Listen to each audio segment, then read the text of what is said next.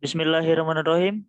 Assalamualaikum warahmatullahi wabarakatuh. Perkenalkan, nama saya Muhammad Yamil Rizky Julianto, NIM 4518041-105. Di sini saya akan membahas pengetahuan umum mengenai irigasi. Pengertian irigasi. Irigasi adalah sistem pengairan ke lahan budidaya. Menurut Mawardi dalam bukunya, irigasi adalah usaha untuk memperoleh air yang menggunakan bangunan dan saluran buatan untuk keperluan penunjang produksi pertanian. Sedangkan menurut KBBI, irigasi adalah pengaturan, pembagian, atau pengaliran air menurut sistem tertentu untuk sawah dan sebagainya. Berdasarkan sejarahnya, perkembangan irigasi di Indonesia diperkirakan baru berlangsung sejak lebih 1000 tahun yang lampau pada zaman kerajaan-kerajaan Hindu di Jawa, dimulai dari sistem irigasi secara tradisional. Secara konstitusional, wewenang penguasaan air diatur oleh negara yang dinyatakan dalam Undang-Undang Dasar 1945 Pasal 33 Ayat 3. Tujuan irigasi. Air beserta sumber-sumbernya merupakan kekayaan alam yang mutlak dibutuhkan oleh hidup manusia. Oleh karena itu, perlu dimanfaatkan sebesar-besarnya untuk kemakmuran rakyat banyak. Dalam ruang lingkupnya, di Indonesia, pengembangan dan pengelolaan irigasi dan drainase pada umumnya ditujukan untuk keperluan tanaman padi di daerah persawahan, baik di musim hujan maupun kemarau. Macam-macam irigasi. Macam-macam irigasi berdasarkan status jaringannya. Yang pertama, irigasi pemerintah adalah irigasi yang dibangun dan dikelola oleh pemerintah pusat ataupun pemerintah daerah. Yang kedua, irigasi desa adalah irigasi yang dibangun dan dikelola oleh masyarakat desa. Dan yang ketiga adalah irigasi swasta. Irigasi swasta sendiri itu adalah irigasi yang dibangun dan dikelola oleh swasta. Dalam hal ini adalah perusahaan dan sebagainya. Macam-macam irigasi berdasarkan tingkat teknisnya. Yang pertama, irigasi teknis. Merupakan jaringan irigasi di mana airnya diatur dan dapat diukur. Yang kedua, irigasi setengah teknis, di mana merupakan jaringan irigasi yang airnya dapat diatur tetapi tidak dapat diukur. Yang ketiga, irigasi sederhana merupakan jaringan irigasi yang tidak memiliki atau tidak dilengkapi bangunan ukur maupun pintu. Macam-macam irigasi berdasarkan aplikasi air. Yang pertama, irigasi genangan. Merupakan cara pemberian air dengan cara menggenangi lahan tempat tanaman tumbuh. Yang kedua, irigasi sprinkle. Merupakan cara pemberian air dengan cara penyiraman tanaman. Yang ketiga, irigasi tetes. Merupakan cara pemberian air dengan cara meneteskan air ke tanaman. Macam-macam irigasi berdasarkan sumber air. Yang pertama, irigasi air permukaan. Merupakan irigasi yang airnya mengalir dari permukaan tanah seperti sungai, danau, atau waduk. Yang kedua, irigasi air tanah. Merupakan irigasi yang sumber airnya dari air yang berada dari bawah tanah. Yang ketiga, irigasi sawah tada hujan.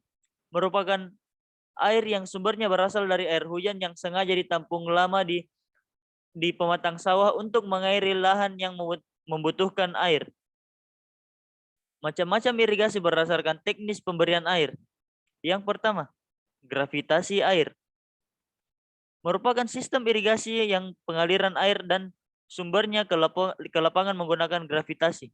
Yang kedua, berketekanan. Pemberian air biasanya dilakukan dengan cara disiram dan ditetes. Macam-macam irigasi berdasarkan tujuan penggunaan air. Yang pertama, irigasi persawahan.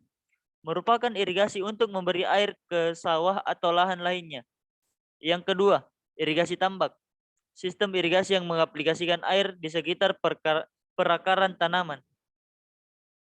Peta petak. Perencanaan peta petak adalah kegiatan awal.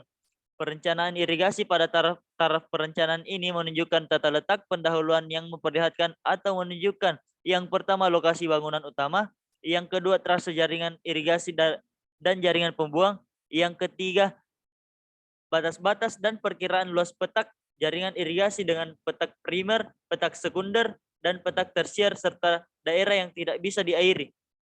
Yang keempat, bangunan-bangunan pada jaringan irigasi dan pembuang lengkap dengan fungsi dan tipenya. Yang kelima, konstruksi lindung terhadap banjir dan tanggul. Yang keenam, jaringan jalan dan bangunan-bangunannya. Kriteria perencanaan peta petak. Yang pertama, data yang dibutuhkan. Yang kedua, masalah yang harus diperhatikan. Yang ketiga, batas-batas petak tersier. Yang keempat, luas dan bentuk petak tersier. Yang kelima, panjang saluran tersier. Yang keenam, debit rencana. Yang ketujuh, kebutuhan air di sawah. Yang kedelapan, efisiensi. Bangunan utama. Bangunan utama adalah bangunan pada sungai atau sumber air dapat didefinisikan sebagai kompleks. Sebagai kompleks bangunan yang direncanakan di sepanjang sungai atau aliran air untuk membelokkan air ke dalam jaringan saluran agar dapat dipakai untuk keperluan irigasi. Bangunan utama dapat diklasifikasi ke dalam sejumlah kategori bergantung pada perencanaannya. Berikut ini penjelasan beberapa kategori.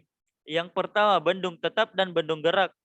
Yang kedua, pengambilan bebas atau free intake. Yang ketiga, pengambilan dari waduk. Dan yang terakhir, stasiun pompa. Bangunan bagi dan sadap.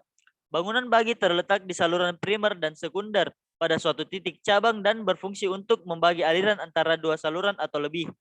Bangunan sadap tersier mengalirkan air dari saluran primer atau sekunder ke saluran tersier. Bangunan bagi dan sadap mungkin digabung menjadi satu rangkaian bangunan. Di samping membagi air ke sekunder lain, juga mengalirkan air ke saluran tersier. Box-box bagi di saluran tersier membagi aliran untuk dua saluran atau lebih. Dan yang terakhir adalah saluran. Saluran irigasi atau saluran pembawa. Yang pertama saluran primer, yang kedua saluran sekunder, yang ketiga saluran pembawa, yang keempat saluran primer dan saluran sekunder, yang kelima saluran tersier, yang keenam saluran quarter, yang ketujuh saluran primer dan quarter. Saluran irigasi atau saluran pembuang. Yang pertama saluran pembuang quarter, yang kedua saluran pembuang tersier, yang ketiga saluran pembuang sekunder, dan yang terakhir adalah saluran pembuang primer. Saya rasa sekian penyampaian pengetahuan irigasi secara umum dari saya. Wabillahi taufik wal hidayah. Wassalamualaikum warahmatullahi wabarakatuh. Terima kasih.